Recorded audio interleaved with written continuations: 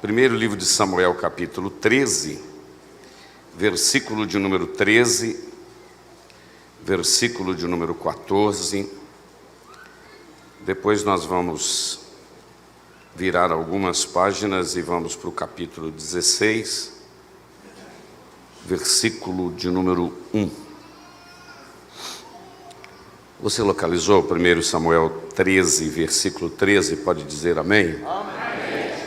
Está escrito: Então disse Samuel a Saul: Obraste neciamente e não guardaste o mandamento que o Senhor teu Deus te ordenou, porque agora o Senhor teria confirmado o teu reino sobre Israel para sempre. Verso 14: Porém agora não subsistirá o teu reino, já tem buscado o Senhor para si um homem segundo o seu coração, e já lhe tem ordenado o Senhor que seja chefe sobre o seu povo, porquanto não guardaste o que o Senhor te ordenou.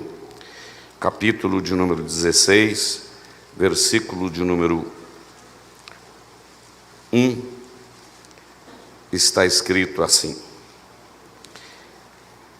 Capítulo 16, verso 1.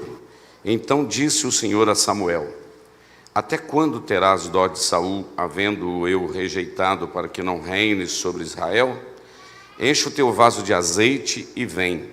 Enviar-te-ei a Jessé o belemita, porque dentre os seus filhos me tenho provido um rei.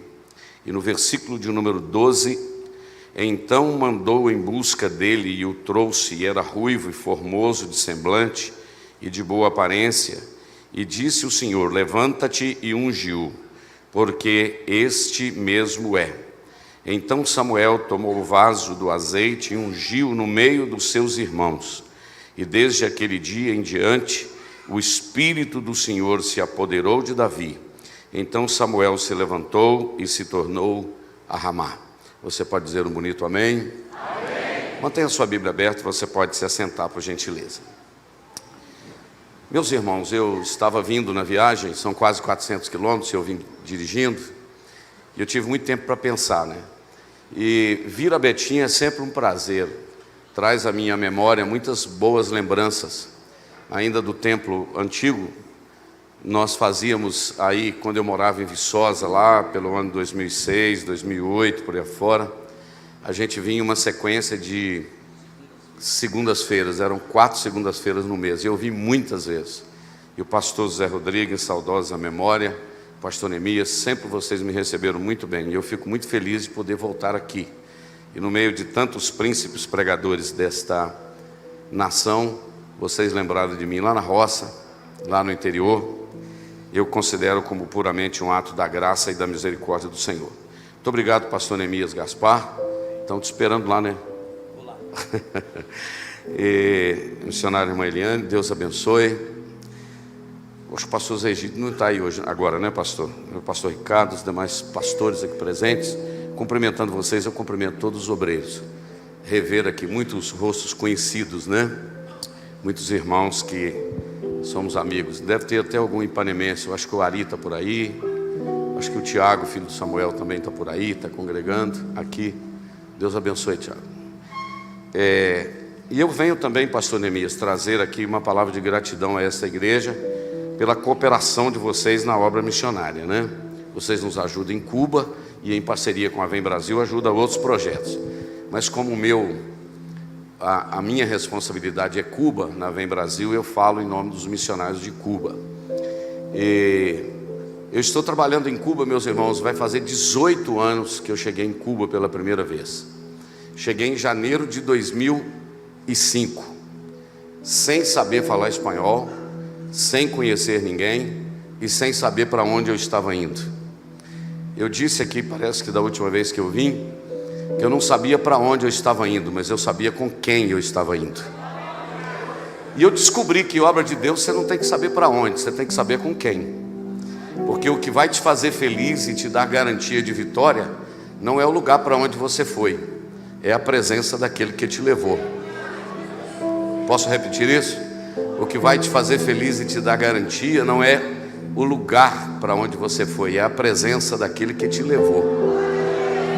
Quando o Senhor Deus chamou Abraão, ele disse: sai da terra, sai da parentela, sai da tua casa e vai para um lugar que eu vou te mostrar. Você não sabe onde, mas não importa onde.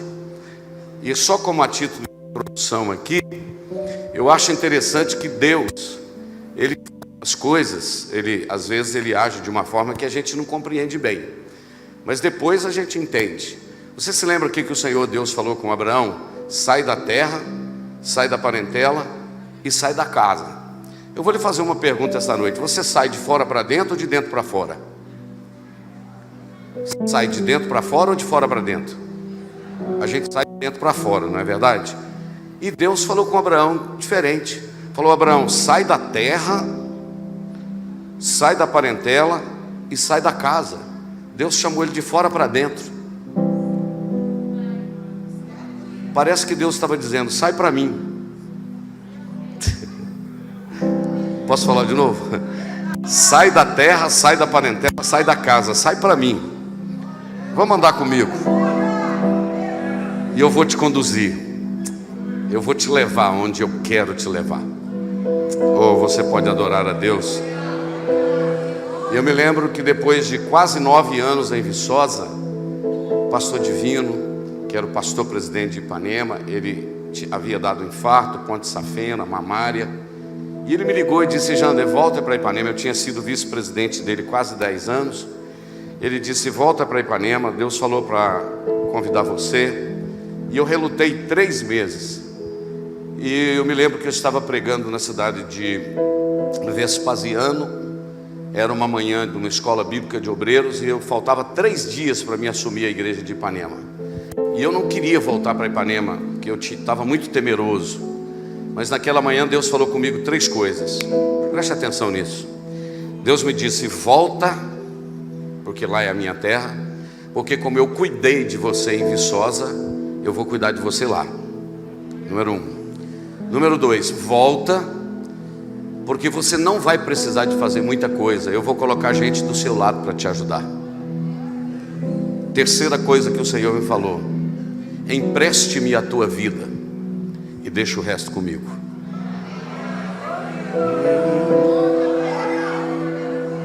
Aí eu não aguentei, porque um Deus que mede o espaço sideral com punho. Vou repetir: mede o espaço sideral com punho. Um Deus que pega as águas dos mares e dos oceanos na concha da mão. Um Deus que conta o número das estrelas e chama cada uma delas pelo nome.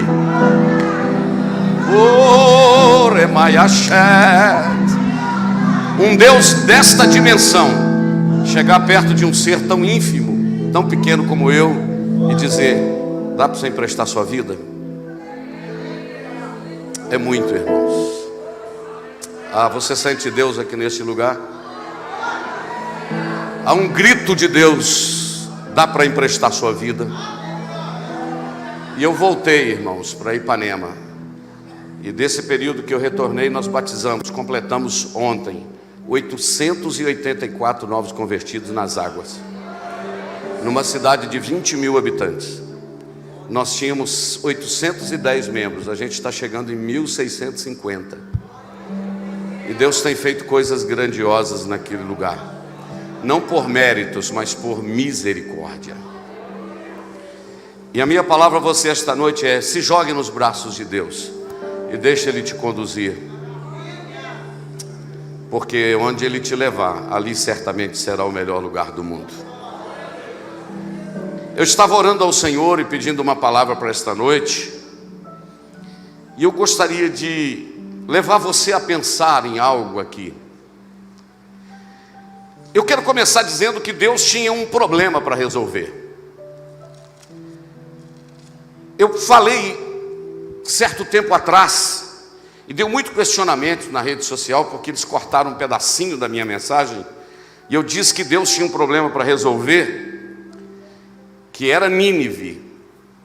E então Deus chamou Jonas para resolver o problema de Nínive. E quando Deus tem um problema para resolver, Ele convoca alguém para resolver. Na realidade, não é que Deus precise de alguém para resolver problema, porque Deus é soberano, Deus é Senhor. Ele tem anjo, tem arcanjo, querubim, um olhar dele, um assoprar dele. Deus resolve tudo. Mas ao longo da história eu entendo que Deus sempre deu oportunidade de sermos parceiros da sua obra. Preste atenção, porque Deus está falando conosco. Deus nos deu o privilégio de sermos parceiros da tua obra, da sua obra. Eu tenho 3 netinhas, uma vai fazer 6 meses, uma de 5 anos e uma de 7. E às vezes lá em casa eu gosto de fazer isso só para vê-las alegres. Eu falo assim, por exemplo, Gabriela, que tem 7 anos, ou Isabela, ajuda o vovô a carregar esse negócio aqui. Aí ela, vem cá, aí ela ajuda o vovô, carrega. Quando coloca cá, eu falo assim, obrigado, viu, você é forte, você ajudou o vovô. Aí ela fica toda assim, feliz. Aí eu fico imaginando Deus, criou tudo do nada. Haja, e tudo aconteceu em Gênesis 1. Fez céu, fez estrelas, fez tudo. Quando ele fez os animais, ele chamou Adão e falou, Adão, vem cá, põe nome nesses bichos para mim. Eu não sei se quem faz tudo do nada precisa do homem para botar nome em bicho. É tipo assim, já que você não fez nada, eu vou te dar a oportunidade de você fazer alguma coisa. Eu não sei se você está entendendo. Deus está querendo dizer para você que eu posso fazer tudo sozinho, mas eu estou te dando a oportunidade.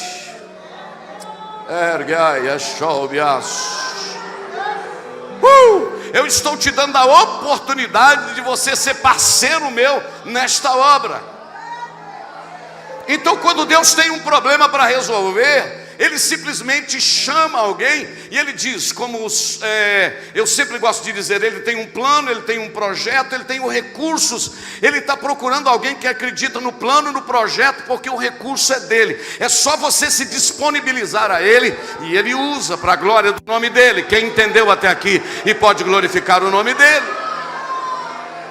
Então, quando Deus tem um problema para resolver, isso para Deus é coisa simples, mas Ele resolveu ao longo da história dar oportunidade a gente para ser participante ou partícipe daquilo que Ele está fazendo. E nesse texto que eu acabei de ler com vocês, Deus tem um problema para resolver. Qual é o problema que Ele tem para resolver, pastor Jander? O problema que Deus tem para resolver é que Ele precisa de um rei para Israel. Um rei segundo a sua vontade.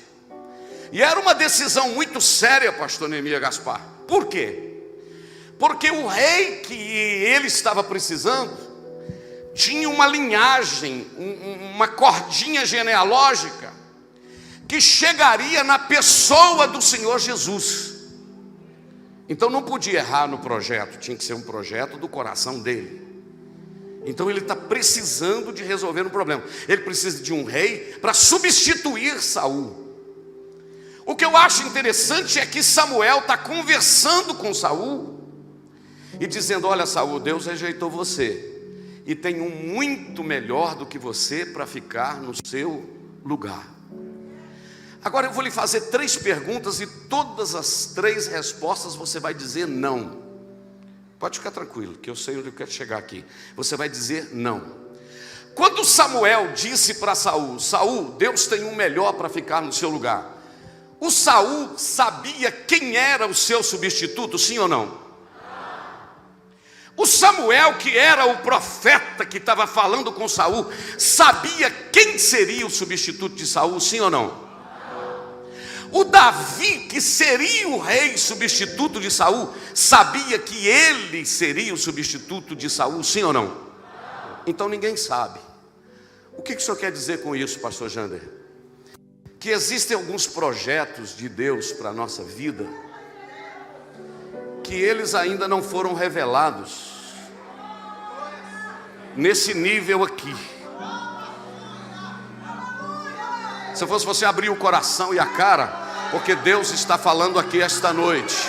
Existem projetos de Deus para a nossa vida, que eles ainda não foram revelados a nível de gabinete pastoral, a nível convencional, a nível de reunião de ministério, a nível de reunião de membro. São projetos que ainda estão sendo gerados no coração do Pai, do Filho e do Espírito Santo. Existem planos que ainda são planos que são planos que estão sendo orquestrados no trono de Deus. Toremanda xerga, me dá um maior aí, meu filho, me dá um maior aí, fazendo favor. Ei, então olha para cá para me dizer, olhando nos seus olhos e aqui para o ministério que está à minha retaguarda, deixa eu te dizer, existem planos que Deus tem na nossa vida que nós ainda não sabemos, mas o motivo de eu não saber não quer dizer que não vai cumprir, porque são planos do coração de Deus, e se são planos do coração de Deus, no tempo de Deus vai cumprir.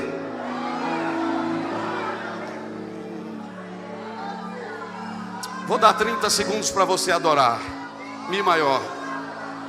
Eu não sei como você chegou aqui esta noite, mas o Espírito de Deus me incomoda para cantar assim. Mi maior. Tá chorando porque se você tem um Deus, vai comigo, que cuidar de você e jamais te esqueceu. Ele sabe de tudo que você está passando. Pega aí, e mandou te dizer que Ele está cuidando.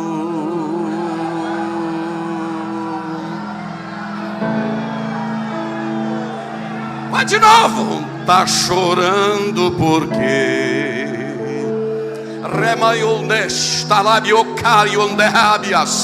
o Senhor me manda dizer aqui esta noite que os projetos dele são projetos gerados no gabinete do trono de Deus, e no tempo dele acontece. Ele sabe de tudo, vai comigo, que você está passando, e mandou te dizer que Ele está cuidando. Vai comigo. Lembrar de onde você veio e aonde que você chegou. Lembrar de todos os livramentos.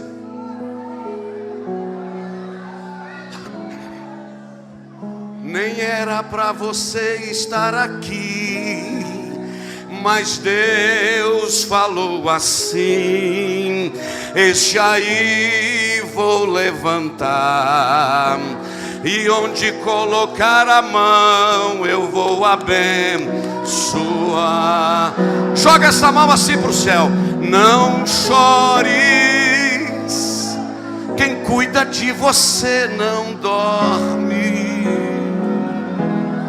Levanta, tem muita gente que te ama.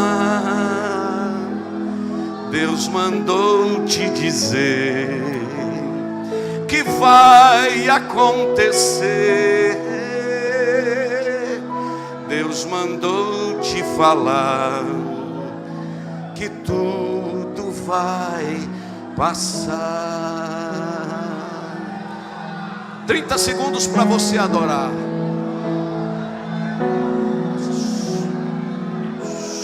Pode adorar. Eu estou ouvindo pastores aqui no púlpito falar a língua espiritual.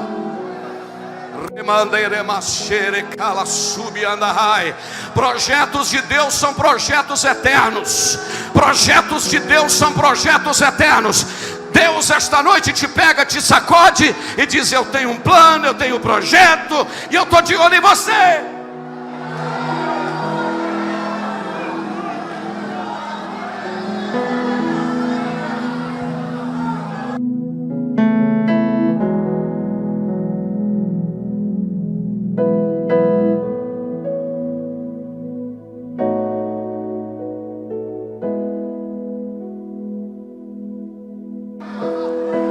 Se o embarreando cai o espaço,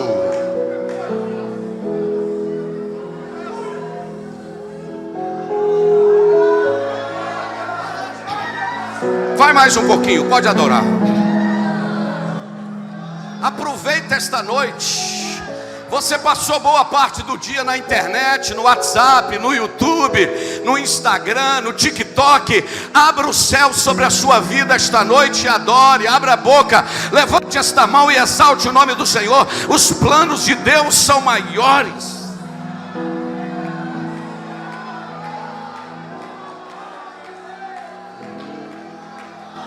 Só mais uma vez. Não chores, quem cuida de você não dorme. Eu quero ouvir sua voz. Levanta.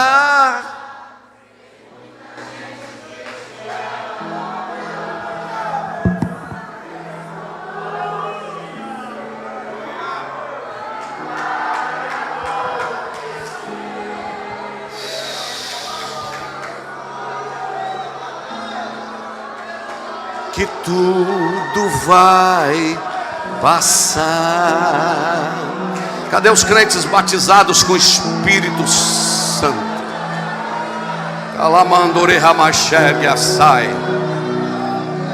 Eu tenho aqui Deus precisando de resolver um problema.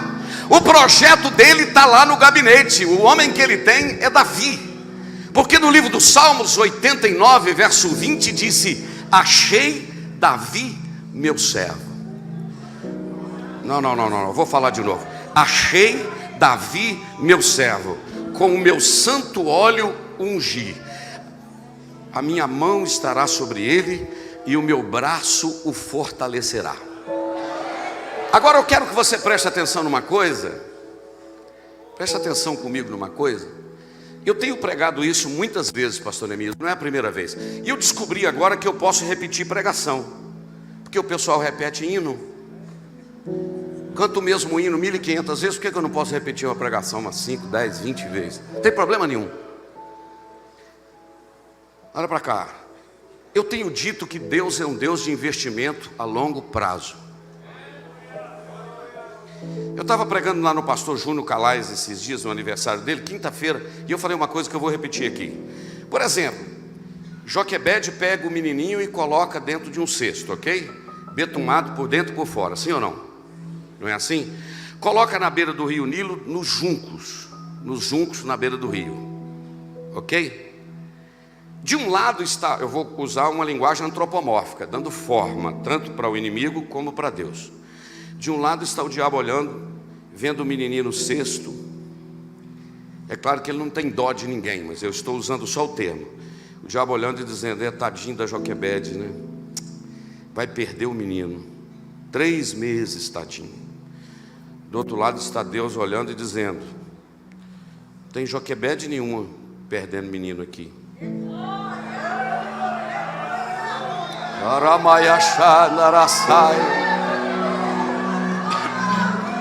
Do lado de cá está o inimigo dizendo assim: é tadinho da Joquebede, daqui a pouco vai aparecer um peixe aqui. Esse barquinho vai tombar aqui dentro do junco aqui, vai rolar para o rio aqui.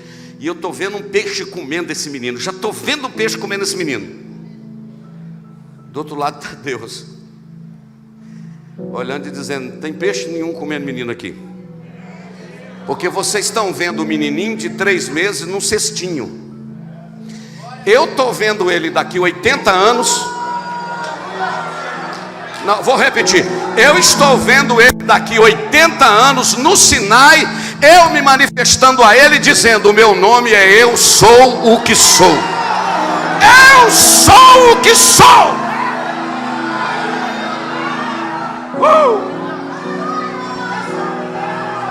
Esse é o Deus que eu estou pregando em nome dele esta noite.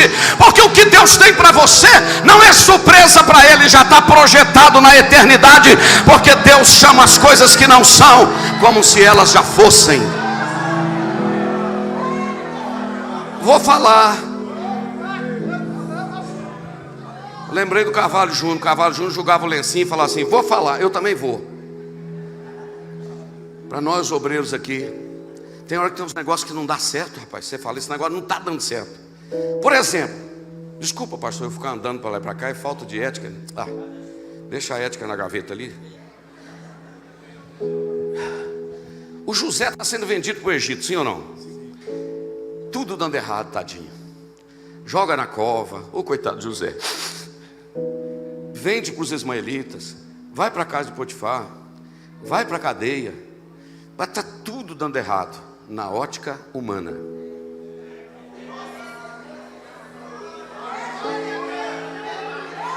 Por que, pastor Jander, na ótica humana?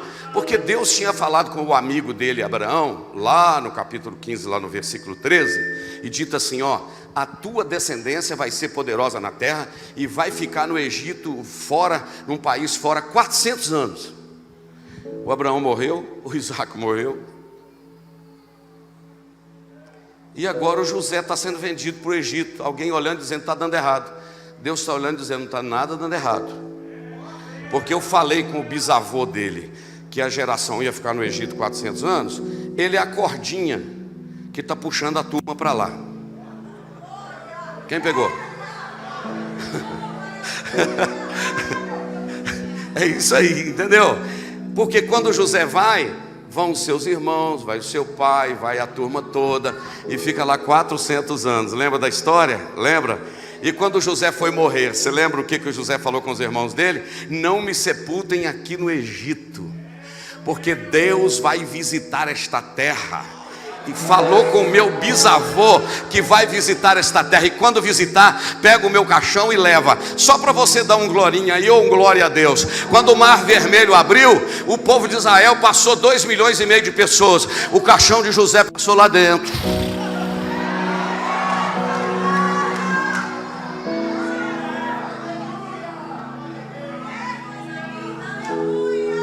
Você está entendendo como é que é? Então assim, pastor, tem umas coisas que não está dando certo. Cuidado para você não bater de frente com Deus, porque Deus tem planos e projetos. Estou de olho em vocês e de olho no relógio. Eu tirei o óculos, só estou vendo um negocinho vermelhinho lá. Mas eu acho que ainda tem uns minutinhos. Vamos lá, vamos lá. Então agora Deus está precisando de um rei. E Deus já tem esse rei. Só que o projeto está só lá em cima. Aí olha o que Deus faz. Como Deus é investimento, tem um investimento a longo prazo, que eu estou dizendo. Vamos esquecer o Saul, vamos esquecer Davi, vamos esquecer Samuel. Vamos pensar num negócio aqui. Deus poderia ter chegado em Israel, olhado, se ele fosse meio fadigado igual eu sou elétrico, sou fadigado. Lá em casa eles falam que eu sou ligado em 220 volts. Mas é propaganda enganosa. Eu só não gosto de mexer com gente mole. Você fala um negócio que a pessoa fala, hã? Quando ele fala, hã, eu já estou lá na frente. Eu estou tentando resolver um negócio, a pessoa está contando uma história comprida, eu travesso ele e já dou o resultado lá na frente. Aí Eunício me belisca e fala, Jander, deixa ele falar. Mas é porque eu fui meio fadigado. Se Deus fosse igual a mim, chegava assim, olhava no meio da multidão e dizia, é você. Deus não fez isso. Deus olhou para Israel. Está precisando lá, na época do sacerdote Eli. O negócio estava tudo bagunçado. O Eli não tem visão, o Eli está pesado. Os filhos de Eli, Rofini e Finéias, estão prostituindo, estão banalizando o sagrado. O negócio está tudo desorganizado. E Deus continua no trono. Vou repetir, porque tem hora que tem coisa que não está dando certo. Não quer dizer que Deus não perdeu o controle, não. Deus não perdeu o controle. Deus continuava no trono. Mas Deus está olhando lá na frente que precisa de um rei de Israel, que a posteriori ele seria chamado 20 vezes. Jesus ia ser chamado 20 vezes filho dele, porque no Novo Testamento aproximadamente 20 vezes Jesus é chamado filho de Davi. Eu amo esses negócios. Aí o que Deus faz? Ao invés, pastor amigo, de chegar e já chamar logo, Deus olha lá e tem uma mulher numa luta, irmão. Como é que é o nome dessa mulher? O nome dela é Ana. Então Deus, para resolver o problema de um rei de Israel, a primeira coisa que ele precisa é de uma mulher de joelho. Quem é esta mulher? Ana. Pensa numa prova, irmãos. Esta mulher, ela é desprezada pela sua concorrente, por Penina. O seu marido é gente boa, o Elcana, mas não acredita no sonho dela. E diz assim, Ana, não pensa em menino. Esse negócio de menino dá muito trabalho. Eu sou melhor do que 10 filhos. Toma parte melhor aqui do presente. Pensa em mim, liga para mim, não liga para ele. Não mexe com esse negócio de menino, não. A Ana falou: não, eu tenho um projeto.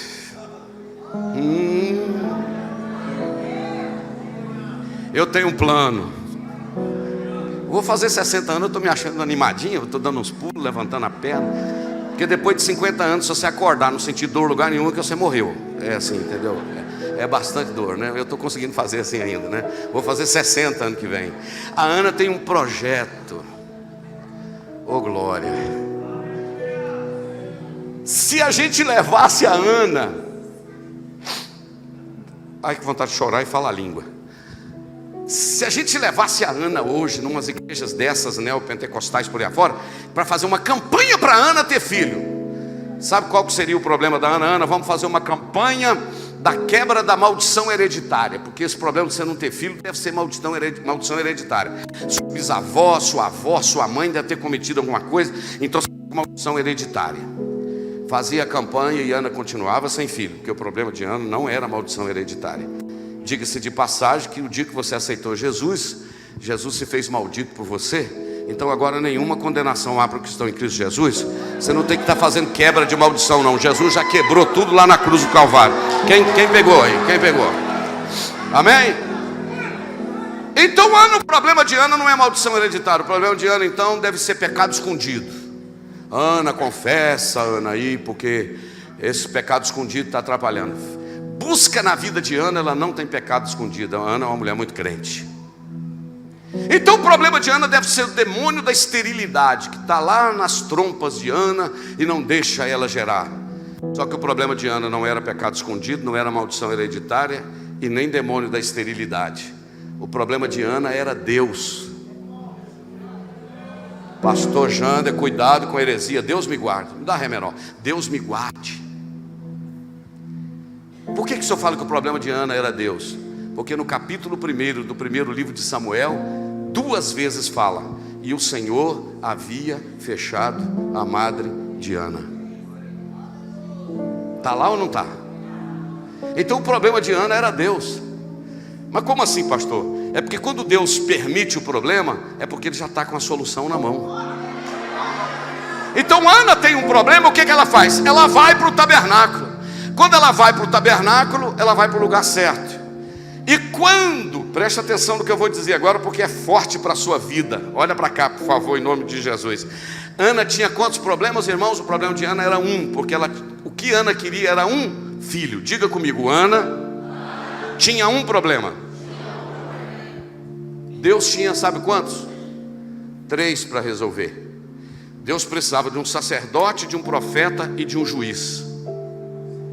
Vou repetir. Deus precisava de um sacerdote, de um profeta e de um juiz. Aí o Senhor falou: Ana tem um problema, eu tenho 3.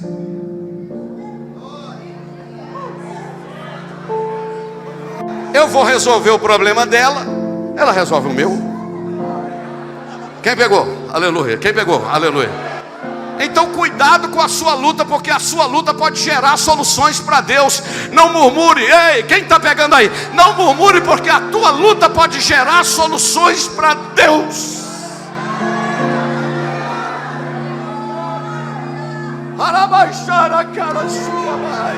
Tem gente chorando aqui esta noite, adorando a Deus, talvez numa prova tremenda. Você não sabe o resultado dessa luta. Você vai gerar soluções para Deus. Quem pode levantar esta mão e adorar a Ele? Então Deus precisa primeiro de uma mulher, me dá licença, de uma mulher de joelhos. Irmãos, perguntaram a A.W. Tozer, um pastor americano, viveu na década de 60 em West Virginia, nos Estados Unidos, um grande escritor. Perguntaram para ele: Pastor Tozer, o que é mais importante para uma igreja? Oração ou palavra de Deus? O que é mais importante? Oração ou palavra de Deus? Ele respondeu com a seguinte pergunta: o que é mais importante para um pássaro? A asa esquerda ou a asa direita?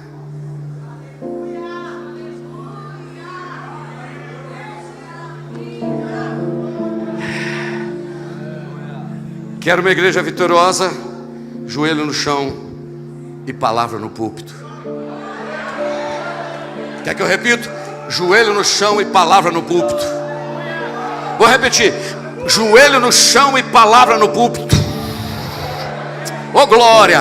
Não adianta cantar no sábado à noite, rodopiar 500 graus de fogo puro, santo e poder, e no sábado à noite, e no domingo não ir na escola dominical. Não adianta sapatear e na terça não ir no culto de doutrina.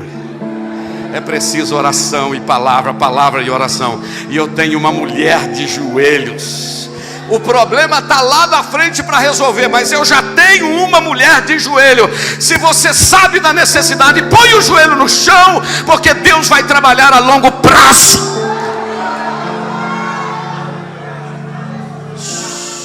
Segura aí. Você conhece a história? Eu vou correr porque eu já estou falando há quase 40 minutos. Você conhece a história? A Ana chega em casa, deita com o seu esposo. Dias depois começa a embrulhar o estômago, ruindeza. Vai no... Como é que chama o médico que cuida desses negócios de menina? No ginecologista. Estou com ruindeza na cabeça, embrulhando o estômago, doutor. Vamos imaginar.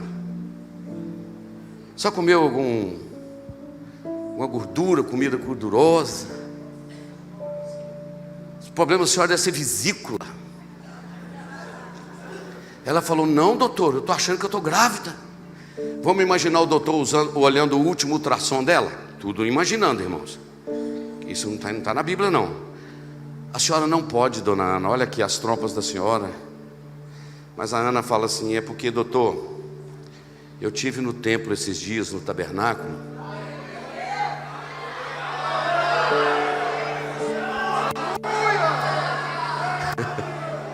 Eu estive no tabernáculo esses dias, e o sacerdote falou comigo que eu ia receber a resposta das minhas orações, que eu ia ficar grávida.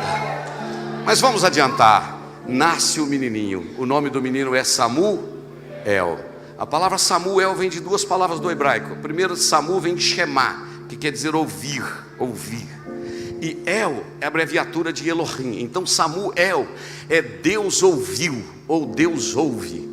Nasce o menininho. O que Ana mais queria era um filho. Repita comigo: o que Ana mais queria era um filho. Quando você recebe aquilo que você mais quer, o que você faz? Você guarda, esconde. Aqui ninguém toca, está guardado aqui. Mas nasce o menininho, ela desmama e diz assim: vou lá devolver esse menino para Deus, porque eu falei com ele que se ele me desse, eu ia devolver. Sabe o que Ana está me ensinando? Que tudo que eu tenho vem de Deus. Tudo que eu tenho é de Deus. E tudo que eu tenho deve ser devolvido para Deus. Não. Deixa eu repetir. Tudo que eu tenho vem de Deus.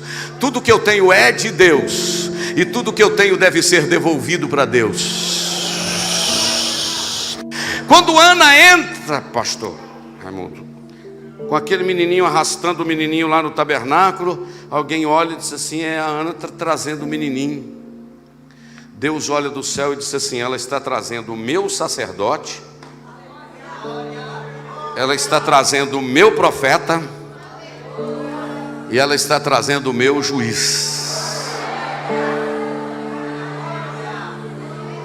Você está conseguindo entender como é que Deus trabalha ao longo da história? Então eu tenho uma mulher de joelhos, e agora eu tenho um menino no tabernáculo. 12 anos, 18 anos, 20 anos, o tempo vai passando, e agora Deus precisa de uma segunda coisa para resolver o seu problema. Primeiro, Deus precisa de uma mulher de joelhos. Ana atendeu.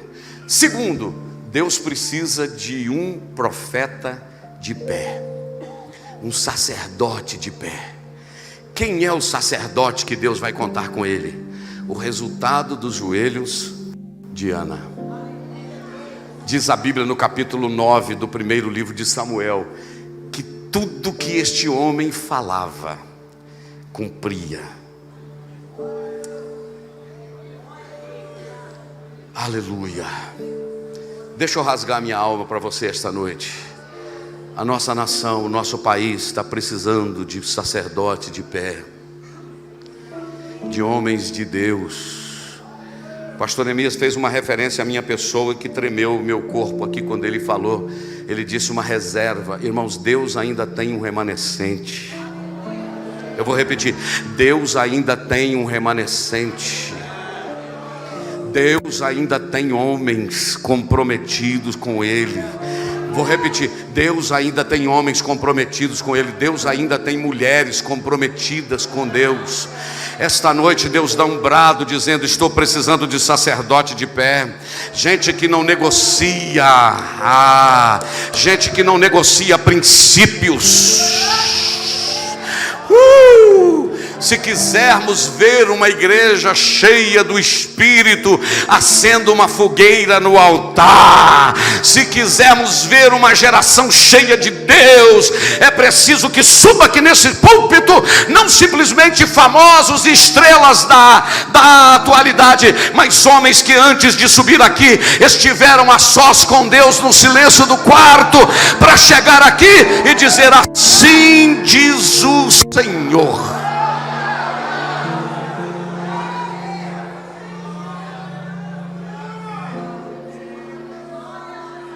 Não adianta, eu posso chegar aqui, irmãos, e dizer: eu estou cheio de Deus, eu estou cheio de Deus, irmão, eu não conseguirei ser nada mais e nada menos diante da multidão, além daquilo que eu sou a sós com Deus.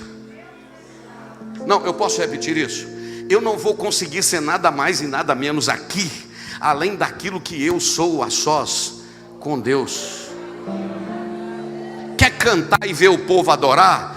Canta na solidão do quarto e adore. Quer chegar aqui, pregar e ver resultado na sua pregação? Deixe essa palavra moer você no silêncio do seu quarto. Aquilo que você prega tem que ser uma palavra que te quebrou, que te esmagou, que mexeu contigo. E eu vou abrir um parêntese para dizer: nós precisamos redescobrir o caminho do quarto. Eu não trouxe meu celular agora aqui, eu deixei ele no hotel. O celular é uma benção, a gente resolve tanta coisa durante o dia, à distância. Hoje mesmo eu comprei dólares nos Estados Unidos para mandar para Cuba. É muito bom. Mas nós vamos precisar de desligar ele um pouquinho, para voltarmos, não para a solidão, mas para a solitude.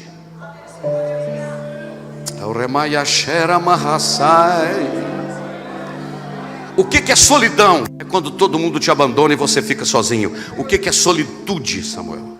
É quando você deixa tudo para ficar sozinho. Aleluia. Lembra da experiência que o pastor Jander gosta de contar? Já contei 300 vezes, pode contar 301. Daquela noite que o meu filho Gustavo me ligou 10h20 da noite a cobrar. Estou com uma saudade daquela musiquinha. Você lembra da musiquinha? Aquela que faz assim: param, tararam, tararam. Lembra? Param, pararam, pararam. Que saudade dessa música, gostava tanto dessa musiquinha. Do outro lado tem uma moça com a voz tão suave, dizia assim: chamada a cobrar. Para aceitá-la, continue na linha após a identificação. Uma voz tão educada, não era? Que lindo isso. Do outro lado alguém dizia, com uma voz grossa, forte como a minha, e dizia assim: papai, é Gustavo, bênção. Ô meu filho, Deus te abençoe. Era de celular para fixo, irmão. Você lembra dessa história? Só Jesus. Só Jesus. E aquele dia o Gustavo estava empolgado. O Gustavo falou quase meia hora, 20 minutos. E ele foi falando, e eu escutando. Ele morava fora, em República, lá em Juiz de Fora. Eu morava em Viçosa. E ele foi falando. No final eu falei: Gustavo, meu filho, vamos ao que interessa. Você está precisando de quanto? Porque filho que mora e liga 10 horas da noite a cobrar, está precisando de dinheiro, mesada, sim ou não? Mas nessa noite o Gustavo me quebrou. O Gustavo me despedaçou. Ele falou: interessante, papai, hoje eu não te liguei para pedir dinheiro. Hoje eu te liguei porque eu estava aqui na República e me deu uma saudade, uma vontade de ouvir a sua voz.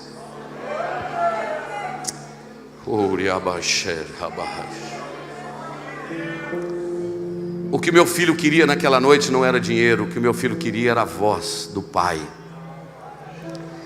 Naquele momento o Espírito de Deus impactou meu coração e o Senhor literalmente me disse: eu estou desse jeito com a minha igreja. Gente que vem para a minha presença dizendo: eu quero, o Senhor abre porta, o Senhor faz, o Senhor vai dar vitória nisso, o Senhor vai resolver isso. Eu estou querendo gente que vem para a minha presença igual o seu filho, dizendo assim: hoje eu não quero nada a não ser a tua voz.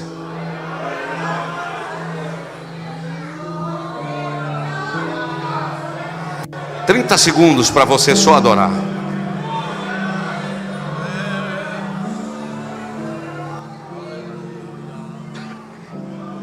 Vai, abra o coração, abra a boca e adora. Diga alguma coisa para Ele. Diga: não quero nada, Deus, hoje, a não ser a tua voz, a tua presença. Vai, eu vou ficar em silêncio 30 segundos, se for preciso 1 minuto.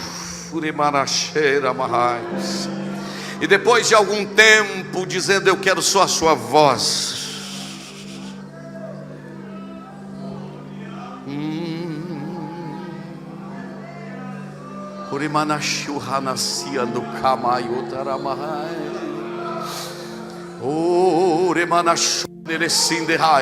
feche os seus olhos, curve a sua fronte. É um momento de quebrantamento. Eu estou vendo muita gente chorando.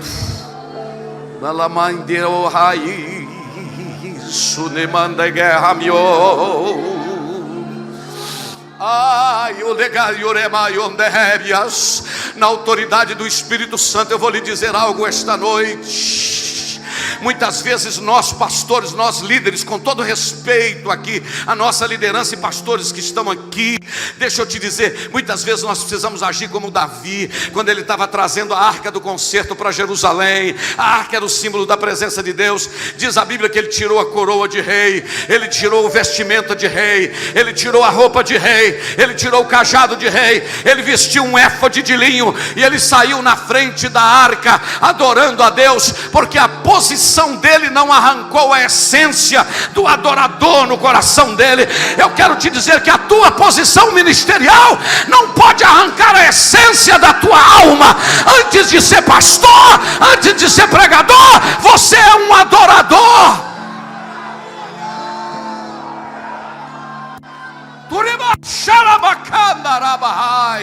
Sabe o que ela baixou-bias? Sabe qual é o problema? Sabe qual é o problema? Sabe qual é o problema? Que nós estamos muito ocupados com a obra de Deus, estamos esquecendo do Deus da obra. Nós estamos muito posicionados e sem a boca no pó.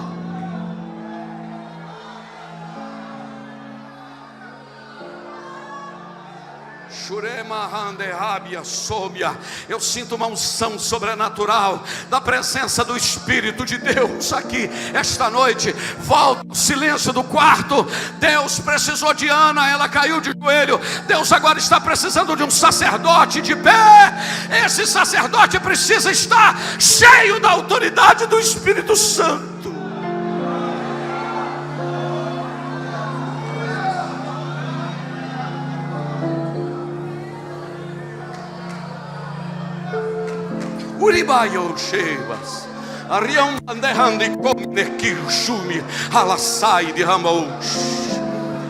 Olha para cá.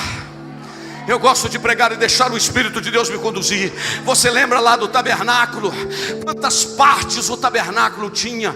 Quem lembra, me ajuda aqui. O tabernáculo tinha 3 partes, sim ou não? O tabernáculo tinha o átrio, o tabernáculo tinha o lugar santo, e o tabernáculo tinha o quê? O lugar santo do santo, ou santíssimo. Havia uma cortina grossa, espessa, que dividia o lugar santo do santo do santo. No santo do santo tinha a arca do concerto, uma peça de 1,20 m de madeira de acácia coberta de ouro.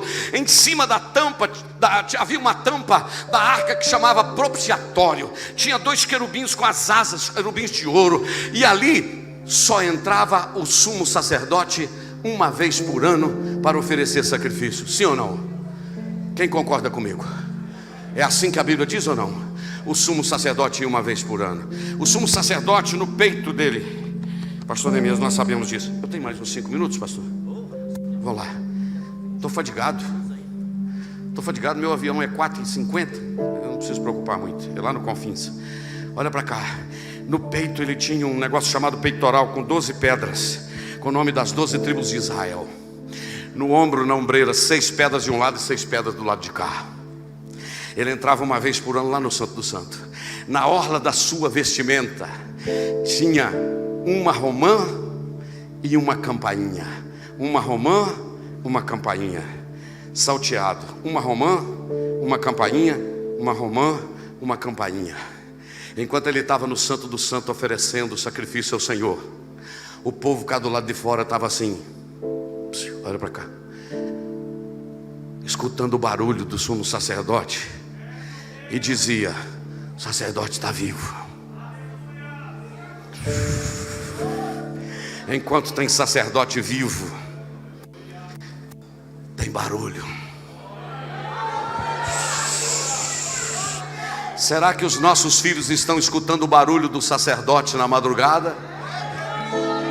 Lembra quando eu vim aqui e contei a experiência do meu filho, que eu já contei dezenas de vezes, quando ele deu depressão aos 15, 16 anos, naquela noite que ele disse para mim: papai, eu não tenho perspectiva de vida, não creio que eu vou me casar, não creio que eu vou me formar, não creio que eu vou fazer uma faculdade, não creio que serei alguém na vida. Nós estávamos todos dentro do carro, eu, a minha esposa, os 3 atrás, e ele disse: papai, eu não tenho perspectiva de vida.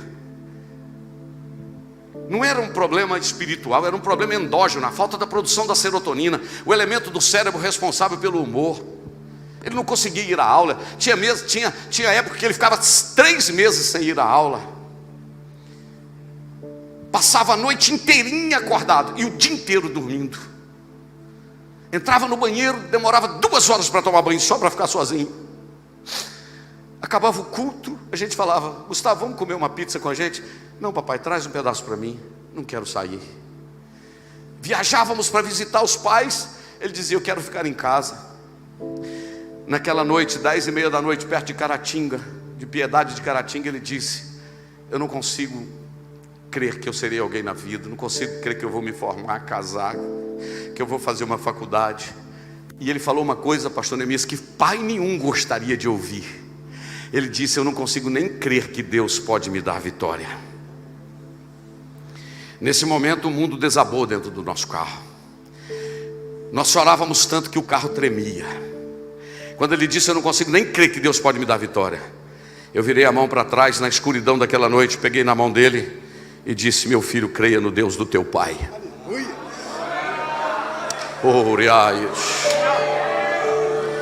Eu disse para ele, pastor Ricardo: creia no Deus do teu pai.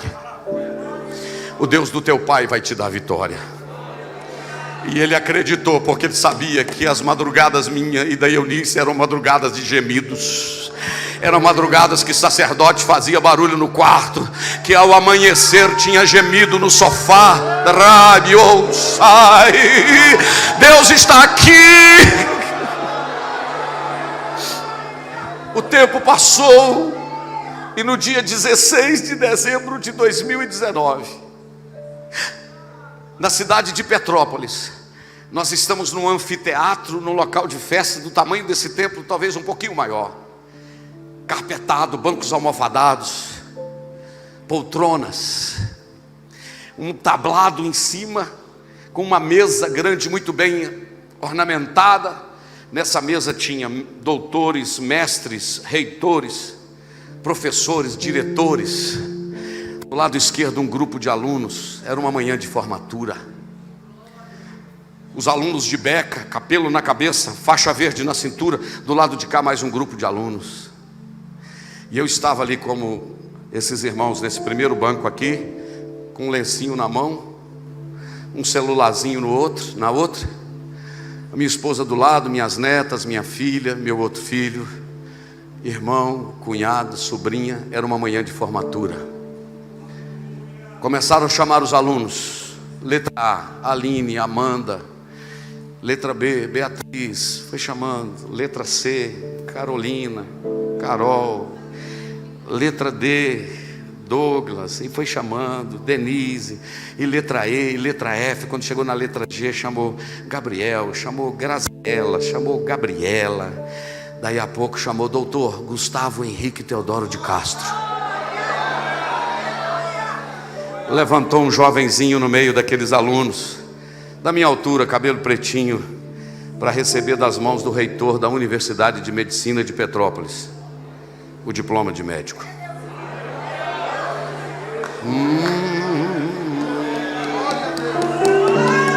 Porque dele, por ele,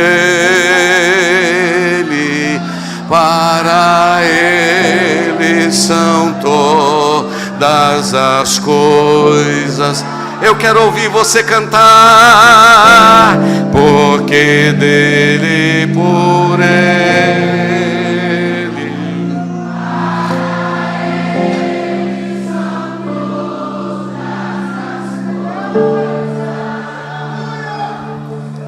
O menino que disse que não tinha perspectiva de vida é médico na cidade de Petrópolis. A nota dele dava para 3 faculdades, pôde escolher. Casou-se, já tem uma filhinha de, vai fazer 6 meses. Está feliz servindo ao Senhor na cidade de Petrópolis, porque um dia um pai ousou dizer: pode acreditar no Deus do teu pai.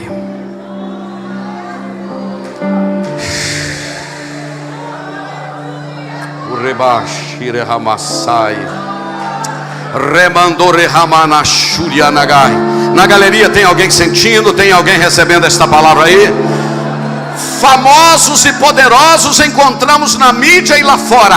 Aqui é homem de Deus e mulher de Deus. Aqui é profeta e profetiza. É isso que nós estamos precisando. E eu termino lhe dizendo que tivemos uma mulher de joelhos, agora temos um sacerdote de pé. Agora a gente precisa de uma terceira coisa. A gente precisa de um moço segundo o coração de Deus. Aleluia. Deixa eu te dizer, eu estava olhando agora à tarde, Davi não era perfeito. Pensa num camarada que pecou, errou, fez um monte de coisa. Mas Davi me dá muitas lições. Dentre elas, Davi era um homem que atendia os chamados de arrependimento de Deus. Ele pecava, Deus chamava ele ao arrependimento. Ele dizia: Senhor, fui eu que pequei. A culpa não é de Batseba, a culpa não é de Joabe, a culpa é minha. Deus gosta disso. Quando nós assumimos. Atendia os chamados de arrependimento de Deus. Número 1. Número 2. Davi, ao mesmo tempo que ele era aplaudido como rei, ele transferia a glória para Deus. Mas Davi me ensina uma outra coisa tremenda. Davi nunca deixou de depender de Deus. Ele tinha trono, ele tinha coroa, ele tinha cajado, tinha anel de rei, tinha casa de rei, tinha um império. Mas ele desaba para Deus no Salmo 40, versículo 18, dizendo: eu sou pobre e necessitado, mas o Senhor cuida de mim.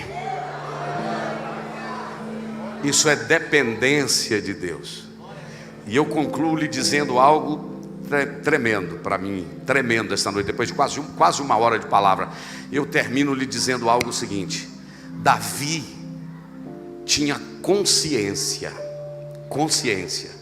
que ele poderia perder trono, poderia perder o anel, poderia perder o cajado, poderia perder a coroa, mas uma coisa ele não podia perder. Sabe o que era? Você lembra quando ele orou ao Senhor? Ele disse: Senhor, não me lances fora da tua presença, não retires de mim o teu Espírito Santo. Fica de pé comigo, fica de pé comigo adorando, fica de pé comigo. Aleluia.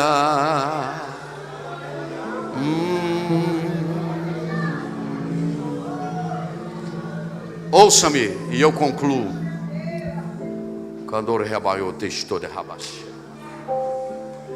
Nós estamos vivendo num momento tenso da história. Estamos vivendo um momento tenso da história. Deus vai precisar desses 3 tipos de pessoas. Deus vai precisar de uma igreja de joelhos. o mais importante da oração não é o que você vai falar. O mais importante da oração é com quem você está falando. Se nós tivéssemos mais cristãos de joelhos, nós teríamos mais gigantes espirituais de pé. Deus vai precisar de uma igreja de joelho. Charles Haddon Spurgeon disse que quando Deus quer fazer alguma coisa, Ele convoca a sua igreja para orar. Vou repetir: quando Deus quer fazer alguma coisa, Ele convoca a sua igreja para orar. O Brasil está num momento decisivo, irmãos. O diabo está de olho. Vamos jogar o nosso joelhinho no chão e vamos pedir ao Senhor misericórdia, porque esta nação tem um povo que adora o único Deus verdadeiro. Será que esse povo está aqui esta noite? Está, não está? Você pode levantar sua mão e dizer glória a Deus? Deus vai precisar de uma mulher de joelhos, representada por Ana. Deus vai precisar de uma igreja de joelhos. 2, Deus vai precisar de um sacerdote de pé. Isto é, de homens e mulheres comprometidos com Ele, aliançados com Ele, que ouçam a sua voz, que ouve a sua voz, porque o Senhor disse: Samuel, enche o teu vaso de azeite e vem, enviar-te-ei a Jessé. E quando ele chega lá, você conhece a história. Então ele precisa de uma mulher de joelho, um sacerdote de pé, e ele precisa de um homem segundo o seu coração. Será que você quer se jogar nos braços dele esta noite e dizer assim: Senhor, se tu precisares de mim?